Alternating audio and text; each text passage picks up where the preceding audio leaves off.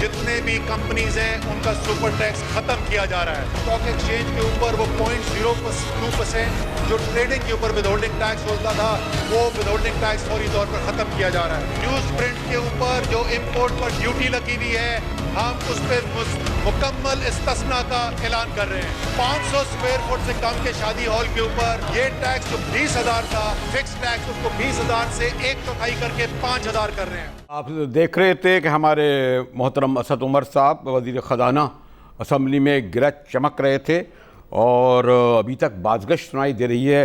48 घंटे से गो के बजट पेश किया जा चुका है। 150 दिन बाद क्यों पेश आई, इतने सकील जो है वो मैं तो आपको पता है ये ज़रा देहाती प्रोग्राम करता हूँ, ज़रा सियासत वगैरह का आसान ये हमारे जो मेहमान हैं डॉक्टर सलमान शाह और हमारे मोहम्मद ज़ुबैर साहब जो दोनों मईशत के हवाले से बड़ा नाम है, यही गुफ्तगू इस पर करेंगे। लेकिन अब ये अजीब इत्तफ़ाक़ है डॉक्टर सलमान शाह साहब के मेरे ख़्याल पाकिस्तान की सियासी तारीख़ में बहुत कम है कि इस पैमाने पर एक भाई मुकम्मल तौर पर हुकूमत का इतना ज़बरदस्त हामी, दूसरा उसकी हर पॉलिसी का मुखालिफ।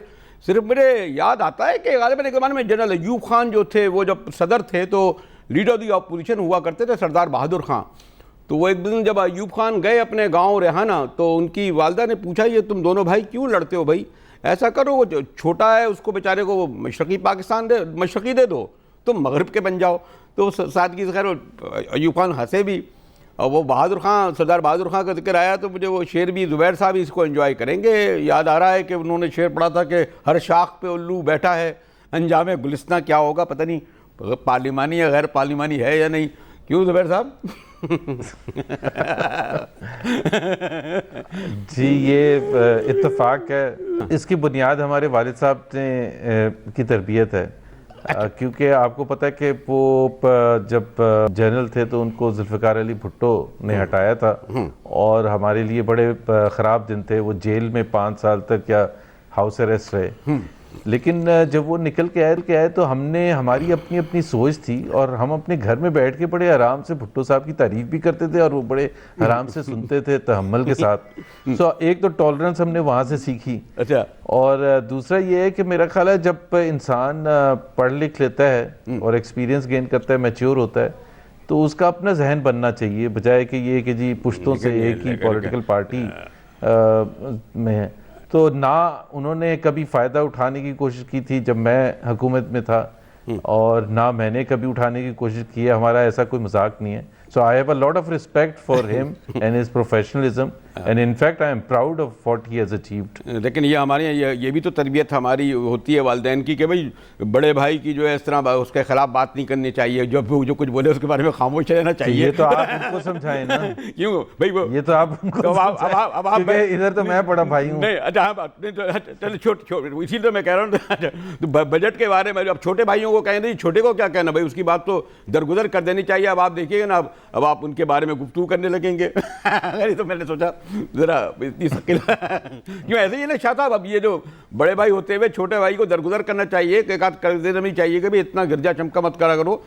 तरबियत का जो हमारी है उसका कहीं कहीं लगता ही है कि बहुत ज़्यादा जज्बाती होते हुए थे। मुझे लग रहा है थोड़ी सी एक आध कसर रह गई है। ज़ुबैर भाई मैं जानता हूँ सदर उमर साहब को आजकल सीने वगैरह चढ़ाने लगे हैं वो बीच में जब असेंबली में आते हैं। खान साहब मेरे ख्याल में शायद क़यादत का शायद बेइज्जती होगी इस तरीके से, ऐसा तो नहीं है डॉक्टर सलमान शाह साहब? या आप भी उस ज़माने में आस्तीनें चढ़ानी पड़ जाती थी, मुशर्रफ साहब कहते थे जाओ ज़रा डट के मुकाबला करो, ज़रा जवाब दो, मुंह तोड़ो उनका? नहीं ये तो हमारी सियासत में आई थिंक सबसे अच्छी बात तो ये है कि शहबाज शरीफ साहब नवाज शरीफ साहब की बिल्कुल हर बात से एग्री करते हैं। अच्छा। तो लेकिन ज़ुबैर साहब और असद उमर में तो आई थिंक ये तो पढ़े लिखे लोग हैं ना, तो they make up their own minds. So I think I have great respect for both of them, ये और बड़ी अच्छी बात है। डॉक्टर साहब ये जो तहरीक इंसाफ हमारे वो नून लीग वाले हैं या पीपल्स पार्टी वाले हैं, ये तो कोई एक फीसद भी रियायत देने की तैयार नहीं। वो तो कहते हैं जनाब ये जो कुछ बजट ये वो बजट पेश किया गया या ये ज़िमनी बजट किया गया, इसमें तो कोई भी ऐसी चीज़ नहीं है جبکہ وہ یہ کہتے ہیں کہ جناب یہ جو سب جو 800 ارب چھوڑ کے گئے ہیں, یہ جو سیونگ یہ سب یہ جو قرضے چھوڑ کے گئے یہ چھوڑ کے گئے, ورنہ اگر تھوڑا سا بہتر صورتحال میں بیچتے تو ہمیں یہ مشکلات پیش نہیں آتی. تو آپ کسی حد تک یعنی بیچارے خان صاحب, ان کی نئی ٹیم آئی ہے, اسد عمر صاحب بڑے دل سے کام کر رہے ہیں, انہیں کوئی رعایت دیتے ہیں؟ آپ یہ سمجھتے ہیں کہ انہوں نے واقعی کچھ تھوڑی سی بہتری اس معیشت میں لائی ہے جسے وہ کہتے ہیں کہ نون لیگ تباہ برباد چھوڑ کر گئی تھی؟ ڈاکٹر سلمان شاہ.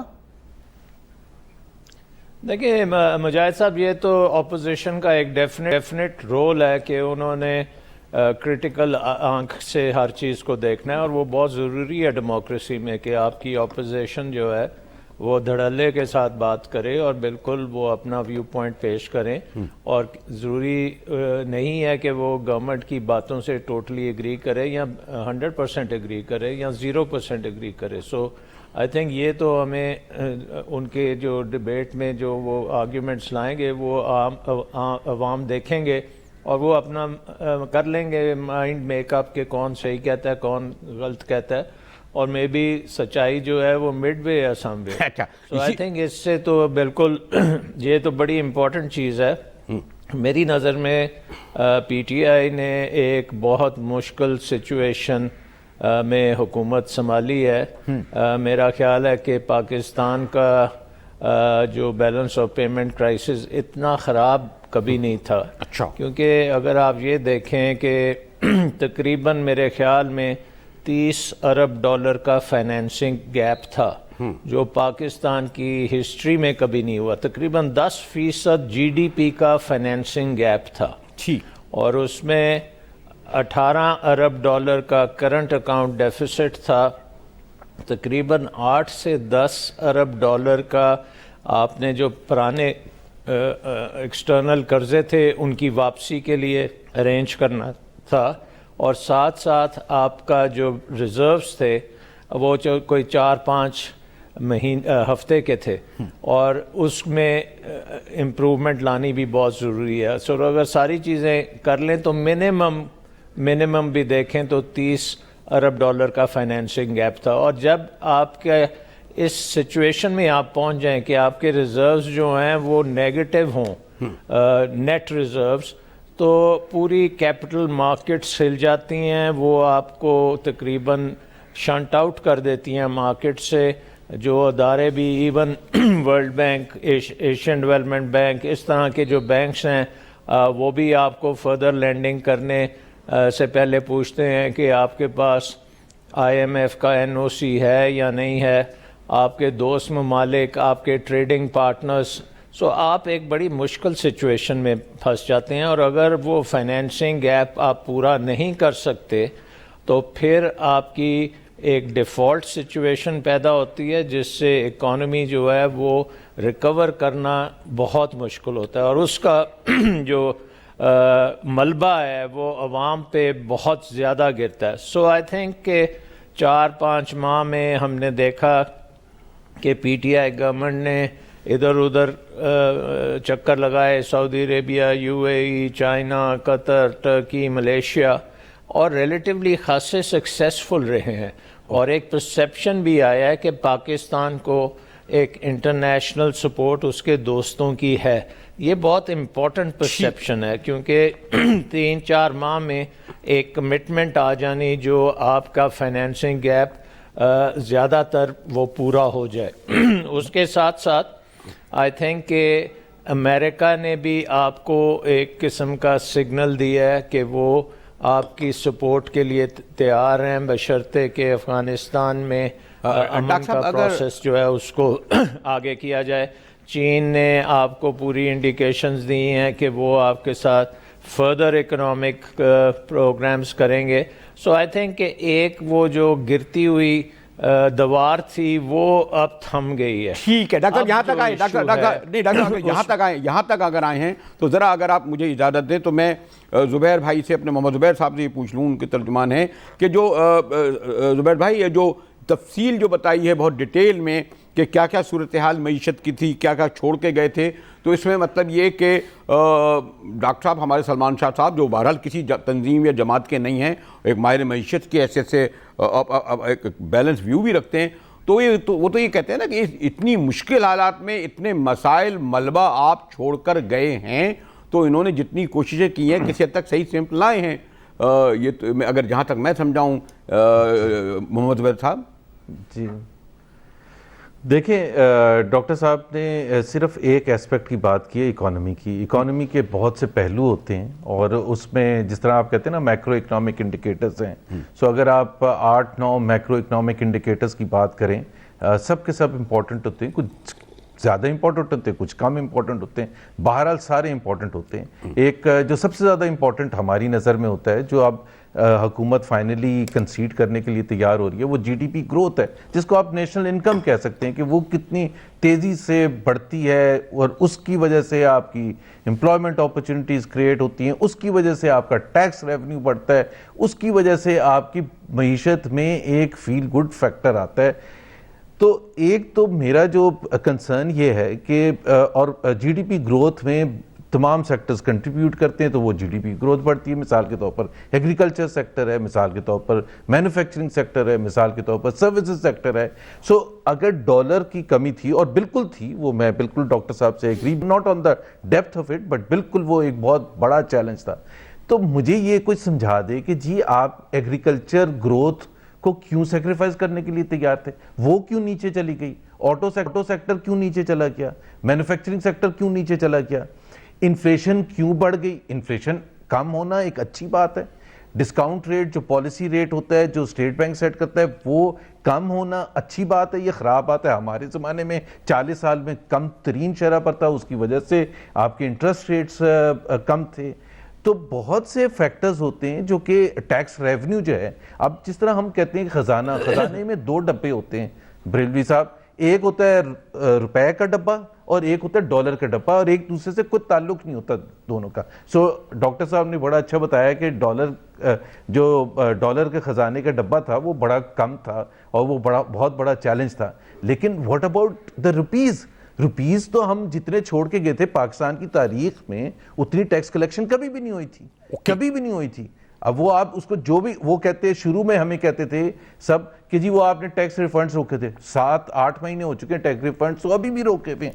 سو وہ ہم نے کوئی ایسی چیز نئی ترکیب نہیں کی تھی جو پہلے نہیں ہوتی تھی یا آئندہ نہیں ہوگی.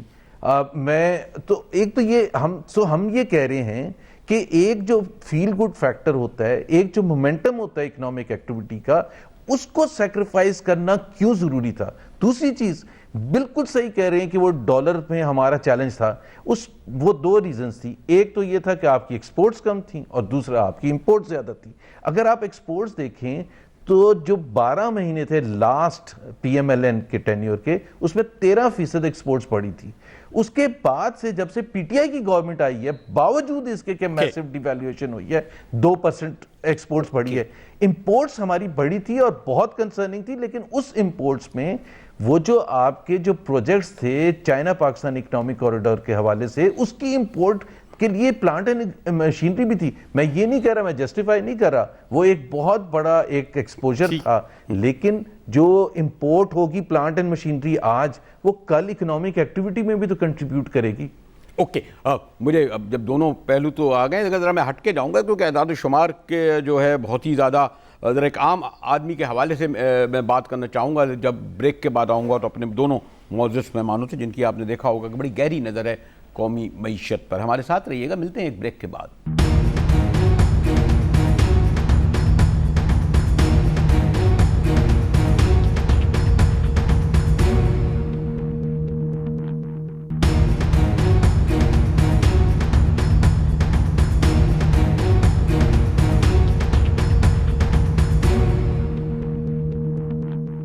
ڈان نیوز میں ایک بار پھر مجاہد کو خوش آمدید کہتا ہے. اور بریک سے پہلے میرے خیال میں ڈاکٹر صاحب نے جن چیزوں کی نشاندہی کی تھی, ایک جیسے میں نے کہا اسٹوڈنٹس آف یہ جو ہے معیشت کے, تو اس کی وضاحت ہمارے محمد زبیر صاحب نے کی, شاہ صاحب. لیکن مسئلہ یہ ہے کہ جو اصل تو اس میں مارا تو عام آدمی جا رہا تھا نا. اور اگر ہم یہ کہیں کہ پہلے جب زبیر صاحب کی حکومت آئی تھی تو انہوں نے یہ کہا کہ صاحب ہمارے 10 سال برباد کر دیے, یعنی وہ جو مشرف دور کے تھے, میاں صاحب بار بار کہتے تھے نا کہ میرے 10 سال برباد کر دیے ان لوگوں نے اور کس حال میں مجھے چھوڑا ہے. اب کیا کہا جائے گا؟ اب خان صاحب یہ کہتے ہیں کہ انہوں نے 5 سال برباد کر دیے. اچھا اس 10 سال میں خاصا عرصہ آپ بھی رہے. ہم کس کی بات کا یقین کریں؟ جیسے میں طالب علم کے ایک عام آدمی doctor Salman Shah. I think ہمیں بڑا کلیئر ہونا چاہیے کہ کیا سچویشن ہے. اور زبیر بھائی نے جو بات کی اس میں ایک تھوڑی سی میں کریکشن کروں گا کہ یہ ڈالر اکانومی اور روپی اکانومی کوئی یہ سیپریٹ سائلوز نہیں ہے. اگر آپ کی ڈالر اکانومی پرٹیکولرلی جب آپ کا بیلنس آف پیمنٹ کرائسس ہوتا ہے اور جس میں آپ کو نظر آئے, پوری دنیا کو نظر آئے کہ یہ ریزروز اب نیگیٹو ہو گئے ہیں, تو وہ آپ کی ٹریڈنگ ریلیشن شپ سے لے کے ڈیٹ کی ریلیشن شپس, کوئی آپ بانڈ نہیں ایشو کر سکتے, کوئی آپ پیسہ ریز نہیں کر سکتے. اس لیے آپ کو اپنے دوستوں کے پاس جانا پڑا اور انہوں نے آپ کے اوپر ایک بہت بڑا فیور کیا کہ یہ چیز جو ہے وہ کچھ سنبھلی ہے. لیکن جب تک یہ ساری چیزیں اپنی جگہ پہ نہیں آئیں گی تو آپ کی نہ تو اکنامک گروتھ ہوگی, نہ کوئی آپ کی ایکسپورٹس ہوں گی, سارا کچھ سٹینڈ سٹل پہ آ جاتا ہے. اس کے ساتھ ساتھ آپ نے یہ دیکھا کہ ہمارا جو اندرون ملک بھی جو خسارے تھے وہ بھی بہت بڑے تھے. فسکل ڈیفیسٹ ابھی بھی 6.5% کے لگ بھگ چل رہے ہیں. سو آئی تھنک جب میکرو اکنامک انسٹیبلٹی اتنی زیادہ ہو جائے کہ کچھ پتہ نہ لگے کہ کل یہ اکانومی جو ہے یہ اپنے لائبلٹیز کو سروس کر سکے گی یا نہیں کر سکے گی, تو وہ اکانومی بالکل نہیں چل سکتی. اور یہ سب سے بڑا جو PMLN کے خلاف چارج شیٹ ہے میرا خیال وہ یہی ہے کہ اتنے بڑے خسارے یہ کیوں چھوڑ کے گئے, کون مینیج کر رہا تھا اس چیز کو, اور کیا انہوں نے فوکاسٹ اس کو کیا ہے یا نہیں کیا.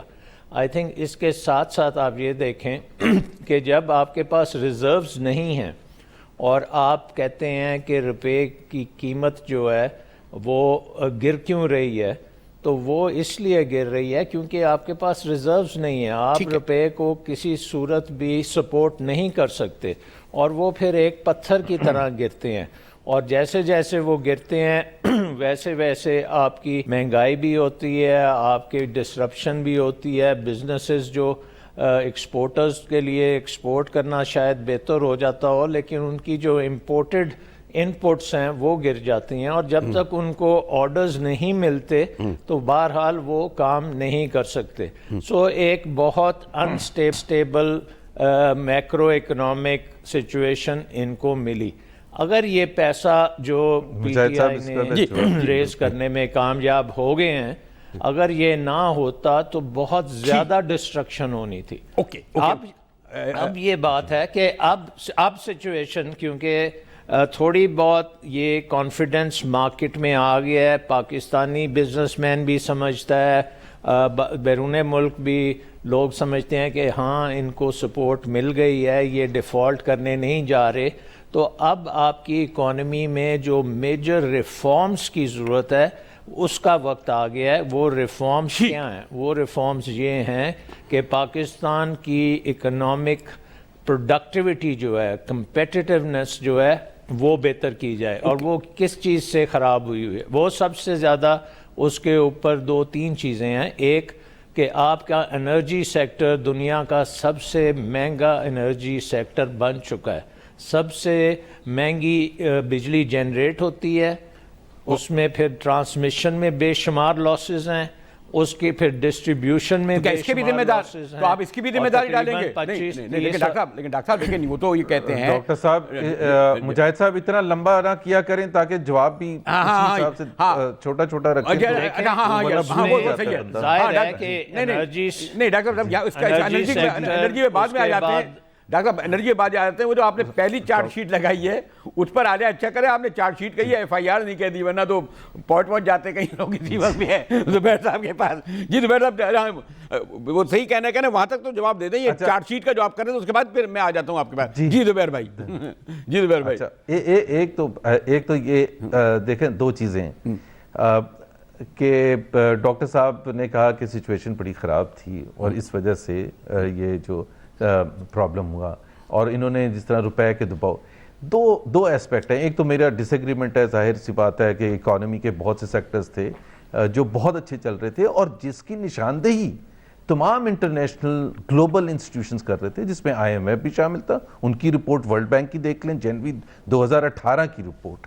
اور آپ گلوبل جو سب سے بڑے ریٹنگ ایجنسیز ہیں، اسٹینڈرڈ اینڈ پورز، ان کی آپ ریٹنگ دیکھ لیں، آپ موڈیز کی ریٹنگ دیکھ لیں، آپ دوسرے فائنینشیل انسٹیٹیوشنز، آف کورس وہ بات کر رہے تھے یہ کنسرن ہے، بٹ اس کے ساتھ ساتھ وہ بہت سیٹسفائیڈ تھے کہ آپ کی جو اکانومی ہے 5.8% پر آگے جا کے 6.2% پر ہوئی.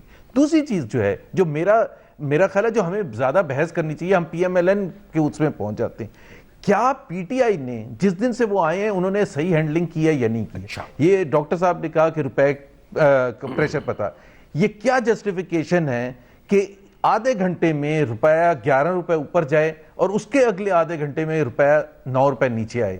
اور جب تھوڑا سا سوال جواب ہوں تو فائنینس منسٹر یہ کہتے ہیں کہ مجھے ایک دن پہلے اسٹیٹ بینک کے گورنر نے بتایا تھا اور میں نے پرائم منسٹر کو بتا دیا تھا. پرائم منسٹر کہتے ہیں کہ مجھے نہیں بتایا تھا فائنینس منسٹر نے، مجھے ٹی وی سے پتا چلا تھا. ٹھیک ہے، what does it show about the management of the economy? وہ تو دوسری باتیں ہیں جو بڑی موٹی موٹی ہیں. تو بات یہ ہے کہ کیا انہوں نے ہینڈلنگ صحیح کی ہے یا نہیں کی؟ کیا ان کی ٹیم زبردست ہے؟ کیا عثمان بزدار صاحب ایک پنجاب کے چیف ایگزیکٹو کے طور پر، جن کا ایک بڑا میجر کنٹریبیوشن ہوگا پاکستان کی معیشت کو رن کرنے میں، کیا خالد مقبول صدیقی صاحب جو آئی ٹی منسٹر ہیں اور جو بہت ڈیپینڈنٹ ہے پاکستان کی معیشت کو آگے لے جانے کے لیے، وہ خود کہتے ہیں کہ یہ مذاق ہے کہ مجھے آئی ٹی منسٹر بنایا گیا؟ آپ اٹھا کے آپ کیبنٹ کے 90% منسٹرز کی کوالٹی تو دیکھ لیں. آپ عمران اسماعیل پاس کو اگر آپ گورنر بنائیں، all of these people have to لیکن سلمان بھائی جن دوسری بات یہ ہے، میں ایک صرف لاسٹ میں ایک چیز سے کہہ دوں کہ کیا یہ ٹیم پریپیئرڈ تھی؟ نو، they were not prepared. سب سے بڑا ایشو بار بار ڈاکٹر سلمان ایک چیز کہتے ہیں، ڈالر کی کمی.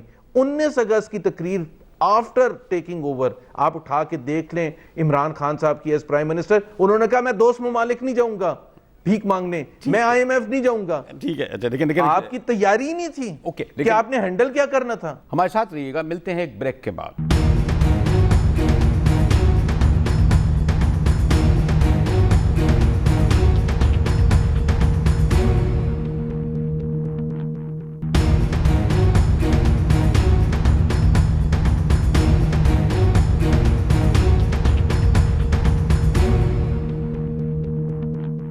مجاہد ڈان نیوز میں آپ کو خوش آمدید کہتا ہے، اور ہمارے مہمان ہیں ڈاکٹر سلمان شاہ اور محمد زبیر صاحب. یہ جو آپ نے وزراء کے نام گنائے، کوئی یہ سلمان شاہ صاحب کی ٹیم کے وزراء تو نہیں ہیں، تو ان کی ٹیم تو پرانی ہو گئی ہے. شاہ صاحب آپ آئی ٹی منسٹر ایک صرف ایز این ایگزامپل دیا. جی شاہ صاحب، یہ تو جی شاہ صاحب دیکھیں، ایک تو بات بڑی کلیئر ہے اور جس کو آنسر کرنا پڑے گا کہ جب آپ کو بل $30 ارب کا مل گیا ہے اور آپ کے ریزرو میں $8 ارب پڑے ہیں تو کیسے وہ پے ہوگا؟ یہ تو کویسچن بالکل بنتا ہے، اور یہ جتنے بھی فائنانس منسٹرز رسپانسبل تھے اس سچویشن میں، ان کو اس کا جواب دینا پڑے گا. ان والوں کو تو نہیں نا، پاسٹ والوں کو دینا پڑے گا نا، پاسٹ والوں کو دینا پڑے گا نا. ابھی موجود اسد عمر کو تو نہیں دینا پڑے گا نا. جو نہیں، میں یہی کہہ رہا ہوں کہ یہ ساکھ ڈار صاحب کو دینا پڑے گا، اور اس کے بعد جو چند ماہ کے لیے دوسرے منسٹرز آئے ان کو یہ بات ایکسپلین کرنی پڑے گی قوم کے سامنے کہ یہ کوئی ایسی بات نہیں تھی کہ آپ ڈالرز پرنٹ نہیں کر سکتے تھے. یہ نہیں تھا کہ اسٹیٹ بینک جو ہے وہ پرنٹ کرتا ڈالرز اور مارکیٹ میں پھینک دیتا اور روپے کو سپورٹ کر دیتا. دوسری بات اب یہ ہے کہ یہ ریفارم کا جو پیکج ہے وہ بہت ضروری ہے کہ وہ ریفارم پیکج تیزی سے امپلیمنٹ ہو. اگر یہ منی بجٹ کی طرف ہم دیکھتے ہیں، آلریڈی جب آپ نے ڈی ویلیویشن بھی ہو گئی، جب اس ملک میں بجلی کی قیمتیں، کیونکہ آپ کے سامنے سرکولر ڈیٹ جو تھا وہ تقریباً 1 ٹریلین 1000 ارب سے اوپر چلے گیا تھا اور ابھی بھی وہ بلڈ اپ ہو رہا ہے. اس کا مطلب یہ ہے کہ آپ کی جو بجلی بنانے کی جو قیمت ہے وہ اتنی زیادہ ہے کہ آپ کا جو کنزیومر ہے وہ بجلی کے پیمنٹ کر ہی نہیں سکتا. اور یہ 1300 یا 1400 انہوں نے بجلی بنائی, اب یہ بھی اب انہوں نے انرجی کا اضافہ جو کیا, اب یہ بھی آپ ان پر الزام دھر رہے ہیں. یعنی جو حال تھا پچھلے 40 سال میں جتنی بجلی نہیں بنی تھی انہوں نے 5 سال میں دی تو نا غالباً 12,000-13,000 میگا واٹ تو آئی نا ہمارے ہاں, انٹیکٹ تو ہوئی نا شاہ صاحب. جی بٹ اس میں بات صرف اتنی سی ہے کہ جتنی قیمت اس کی پڑ گئی ہے اس قیمت میں آپ اس کو بالکل افورڈ نہیں کر سکتے. اور یہ بھی ایویڈنس ہے کہ ارد گرد کے ممالک میں اس قسم کی کیپیسٹی خاصی سستی لگتی ہے, ہم نے ضرورت سے زیادہ مہنگی بھی کیپیسٹی لگائی. اس کے ساتھ ساتھ آپ یہ دیکھیں کہ بزنس مین جو ہے پاکستانی بزنس مین اس نے انویسٹ کرنا چھوڑ دیا ہوا ہے. اب انویسٹمنٹ کے لیے اس کو ایک تو آپ کا ایکسپورٹ سیکٹر نے بڑے بڑے اشتہارات بھی لگائے ہیں, ساروں کے سامنے ہیں کہ وہ کمپیٹ نہیں کر سکتے. انہوں نے کاسٹ کمپیریزنز دی ہیں کہ پاکستان میں جو وہ کام کر رہے ہیں اس کی کیا قیمت ہے, ہندوستان میں کیا قیمت ہے, چین میں کیا ہے. سو یہ بھی ایک آپ نے انہیرنٹ کیا ہے ڈس فنکشنل سسٹم. گورننس کا جو ادارے ہیں جن کو یہ کام کرنے چاہیے تھے وہ بری طرح فعال ہوئے ہوئے ہیں, ان کو امپروو کرنا چاہیے اور کرنا پڑے گا, اور وہ کوئی اتنا آسان کام نہیں ہوگا. اس کا جواب لے لیجیے ڈاکٹر صاحب. آپ پی ایم ایل این سے باہر ہی نہیں نکلتے ہیں. میں آپ سے صرف ایک سوال پوچھ رہا ہوں کہ آپ مجھے یہ بتا دیں کہ ابھی گیس کی شارٹیج ہے ادارے تو اور جس کی وجہ سن تو لیں نا سر, سن لیں سر معذرت کے ساتھ. نہیں میرا اگر آپ کا petroleum minister F D R جو ہے وہ پی ایم ایل این ہے. سر مجھے آپ سوال تو پوچھنے دیں سر, مجھے بھی تو جائے. میں نے جو جواب دیا نا اس کا بھی تو آپ جواب دیں نا. once we accept that پھر اس سے آگے ہم چل پڑیں گے. اچھا چلیں سن لیتے ہیں. جی زبیر بھائی. نہیں وہ تو ہم we can agree to disagree but to be fair in your analysis. آج آپ کو پتہ ہے کہ فیصل آباد کی انڈسٹری بند پڑی ہے. کیوں بند پڑی ہے؟ اس لیے کہ پیٹرولیم منسٹر صاحب نے آرڈر ٹائم پر نہیں دیا تھا امپورٹ ایل این جی کا. اب اس کا آپ یہ کہہ رہے ہیں کہ جی مہنگی بجلی. میں یہ کہہ رہا ہوں کہ are these guys managing their work also accordingly? کیا یہ سارے کا سارا کھاتا پیچھے لے کے چلے جاتے ہیں؟ اور اس کے لیے آپ نے دیکھا بھی کہ گیس کی بندش کی وجہ سے فائر کر دیا S N G P L کے ایم ڈی کو اور ایس ایس جی سی کے ایم ڈی کو, جبکہ وہ آپ کو بھی پتہ ہے وہ آرڈر نہیں کرتے ہیں, وہ ڈیمانڈ فورکاسٹ نہیں کرتے ہیں. they are responsible to manage whatever gas is available. ٹھیک ہے جی بالکل. بٹ میں ایک صرف آپ کو ایک 2-2.5 سال سے فیصل آباد جو ہے وہ بار چلا رہا ہے کہ ان کو پرائس آؤٹ کر دیا گیا ہے مارکیٹ سے. وہ میں مانتا ہوں اور وہ ساری چیزیں سو ٹھیک ہے. ڈاکٹر صاحب سن لیں. ڈاکٹر صاحب میں تو یہ کہہ رہا ہوں ڈاکٹر صاحب کہ جب گیس نہیں تھا تو ہم رسپانسبل تھے فیصل آباد کی انڈسٹری بند ہونے کے لیے. I take full responsibility. لیکن having arranged for gas once, ordering نہ ہونا اور آپ اس پر کمنٹ بھی نہیں کرنا چاہتے تو پھر تو پاکستان کی معیشت کا بیڑا غرق کی ہوگا. آپ یہ کہہ رہے ہیں کہ پی ایم ایل این کو تو میں چھوڑوں گا نہیں, لیکن یہ ابھی جو آج جو فیصل آباد کی انڈسٹری بند ہے because petroleum minister doesn't even know how to order. آپ ٹی منسٹر کی انکمپٹنس پر تیار نہیں ہے, ہیلتھ منسٹر کی انکمپٹنس پر تیار نہیں ہے. تو بات یہ ہے کہ ابھی جو آپ کا شارٹ فال آیا ہے ریونیو کا 175 بلین, فسکل ڈیفیسٹ کی آپ نے بات کی تھی, فسکل ڈیفیسٹ از فار مور. پاکستان کی تاریخ میں اتنا فسکل ڈیفیسٹ نہیں ہوگا جتنا آپ ہوگا بیکاز آپ کے جو ریونیو شارٹ فال ہے and the finance minister is not even talking about it. Expenditure shoot up کر رہے ہیں, finance minister is not even talking about it. So آج ہم تو میرا تو سوال اب کا ہے نا، وہ تو میں سارے ہر وقت کھڑا ہو جاتا ہوں جواب دینے کے لیے کہ سن 75 میں یہ ہوا، پھر نواز شریف نے کیا کیا، شہباز شریف نے کیا، but what about no? Okay میں ایک بریک کے بعد جواب لے لیتا ہوں زبیر صاحب، ہمارے ساتھ رہیے گا۔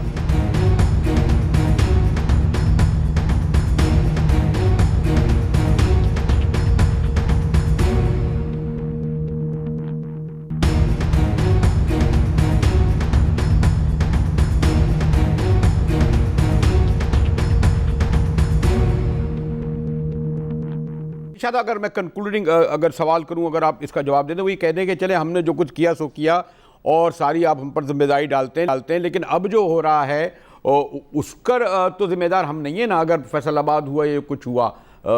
سلمان صاحب جسٹ کنکلوڈنگ ورڈ بہت اسپیسیفک، شاہ صاحب۔ جی نہیں، آئی تھنک کہ بالکل اب جو بھی حکومت ہے اس کو مینیج کرنا چاہیے، اور اگر نااہلی دکھاتے ہیں تو وہاں پہ ایکشن لینا چاہیے۔ لیکن یہ بھی میں کہوں گا، یہ آلسو انڈیکیٹ کرتا ہے کہ ہمارے ادارے جو ہیں وہ خاصے پرسنلائزڈ ہو چکے ہیں، پولیٹیسائزڈ ہو چکے ہیں، اور کام جو کرنا نارمل کام کرنا ہے وہ بھی نہیں وہ کر پا رہے، اور یہ ایک بہت بڑا ایشو ہے اور بہت بڑا چیلنج ہے، اور یہ پی ٹی آئی گورنمنٹ کے لیے میرا خیال سب سے بڑا چیلنج ہوگا ریفارمز، کیونکہ اگر ہم اس ملک میں ریفارمز نہیں کریں گے تو یہ ہمارے اوپر ایک بہت بڑا پھر فردر کرائسس آئے گا۔ سو آئی تھنک اس میں ہمیں ریفارمز اداروں کو ٹھیک کرنا ہے، درست سمت میں جانا ہے۔ جو پاکستان کی انویسٹمنٹ کلائمیٹ ہے وہ بہت ضروری ہے کہ وہ ہم اس کو امپروو کریں، ایز آف ڈوئنگ بزنس کو بہت بہتر کرنا ہے، کاسٹ آف ڈوئنگ بزنس کو بہت کرنا ہے۔ سو آئی تھنک کہ یہ تو ان کا ایجنڈا جو ہے اس گورنمنٹ کے لیے بہت شارٹ ٹائم ہے اور بہت زیادہ کام کرنا ہے، اور وہ جب یہ کام اگر کرنے میں کامیاب ہوں گے تو پھر یہ دوبارہ الیکٹ ہوں گے۔ اگر یہ ریفارمز نہیں کر پائے، اگر یہ ادارے ٹھیک نہ ہوئے، اگر اکنامک گروتھ ریوائیو نہ ہوئی، تو پھر یہ سب کچھ ہمیں دیکھنا پڑے گا کہ انہوں نے کیا غلطیاں کی۔ لیکن اب یہ 4-5 ماہ میں ایک قسم کا فائر فائٹنگ ہو رہی ہے، اور جیسے میں نے کہا کہ یہ جو ارد گرد گھومے ہیں اس سے ایک ریلیف تھوڑا سا آیا، اسٹیبلٹی آئی ہے، لیکن آگے ابھی بہت کام کرنے کی ضرورت ہے۔ چلے مجھے ایک آخری کنکلوڈنگ زبیر بھائی آپ سے کرتے ہیں۔ دیکھیں سیاست ٹھیک ہے، جو ساہیوال میں جو کچھ ہوا، پاک پتن میں جو کچھ ہوا، باقی جو آپ وزیر بتا رہے ہیں غلط ہے، لیکن مگر معیشت کا تعلق عام آدمی سے ہے، تو مجھے تھوڑا سا یہ اگر کہنا یہ ہے کہ معیشت کے سلسلے میں جب آپ یہ کہتے ہیں کہ کچھ نہیں کر رہے ہیں، اس کے معنی ایک عام آدمی جس نے اگر پاس میں کچھ نہیں ملا، ابھی نہیں ملے گا، وہ ڈس اپوائنٹ ہوگا، تو آپ کیوں نہ کوئی پازیٹیو ان کو سجیشن دیں نا کہ بھئی یہ درست کر لو، یہ ٹھیک کر لو، نہ کہ جو کچھ وہ کر رہے ہیں وہ آپ اس میں کیا غلط کرو۔ جیسے اسپیسیفک اگر میں آپ سے بھی کہوں زبیر بھائی، سب سے بڑی بات یہ ہے کہ عمران خان صاحب نے جن کی سب سے زیادہ جو کرٹیسائز کرنا چاہیے، انہوں نے جو امیدیں دلائیں تھیں، جو ایکسپیکٹیشنز جھوٹ بول کے اور بالکل غلط سٹیٹمنٹس دے کے، ایک سٹیٹمنٹ میں صرف اللہ تعالیٰ کو حاضر ناظر جان کے انہوں نے کہا کہ میں $200 بلین لاؤں گا، اور سلمان شاہ صاحب انہوں نے کہا کہ 10 سال کا میں ٹیکس ہالیڈے اناؤنس کروں گا۔ اگر آپ ایکسپیکٹیشن یہاں بلٹ اپ کر رہے ہیں، انہیں ایکچولی بلیوڈ، لیکن انہوں نے لائٹر سائڈ سلمان شاہ صاحب کے لیے میں ضرور یہ کہوں گا کہ وہ ابھی کرکٹ میں پاکستان جب سے یہ حکومت آئی ہے ہار رہے ہیں، تو اس دن ایک رن آؤٹ ہوا بابر اعظم، تو کسی نے یہ ذکر کیا کہ دیکھیں جی یہ جو نون لیگ اور پیپلز پارٹی چھوڑ کے گئے ہیں نا، جب تک ہم ریفارمز نہیں کریں گے تو یہ رن آؤٹ ہوتے رہیں گے۔ تو میرا خیال ہے یار خدا کے لیے ہمارے رن آؤٹ کبھی ہمارے اوپر نہ ڈال دیا کریں۔ چلے جی اسی میں کنکلوڈنگ اسی پہ میں ختم کرتا ہوں۔ بڑے ممنون و مشکور ہوں اپنے ڈاکٹر سلمان شاہ صاحب۔ مجاہد صاحب، آئی تھنک اس گورنمنٹ کے پاس ابھی ٹائم ہے to perform, I think I'm sure کہ وہ پرفارم کریں گے۔ چلے جی ابھی انشاءاللہ تعالی پیوستہ رہے والی بات ہو جائے گی نا۔ پھر میں اپنے دونوں معزز محترم مہمانوں سے، جیسے میں نے کہا میں تو ایم جسٹ اسٹوڈنٹ آف معیشت، ان سے سیکھا اور دونوں آپ نے پوائنٹ آف ویو سنے، اور مجھے اچھا لگا۔ خاص طور پر آپ لوگوں کو نادر لگنا چاہیے کہ شاہ صاحب نے کیس پیش کیا، یا یہ اس طرح صاحب کو مجھے پتا ہے کوئی پی ٹی آئی وغیرہ سے تعلق نہیں، شاید غالباً کوئی کسی بھی ایڈوائزری کونسل ہو، کتنی بھی ٹاسک فورس، کسی میں غالباً ابھی تک شاہ صاحب ہیں نہیں۔ زبیر بھائی یہ بھی یاد رکھیے گا۔ بہرحال دونوں مہمانوں کا شکریہ ادا کرتے ہوئے مجاہد کو ڈان نیوز سے اجازت دیجیے۔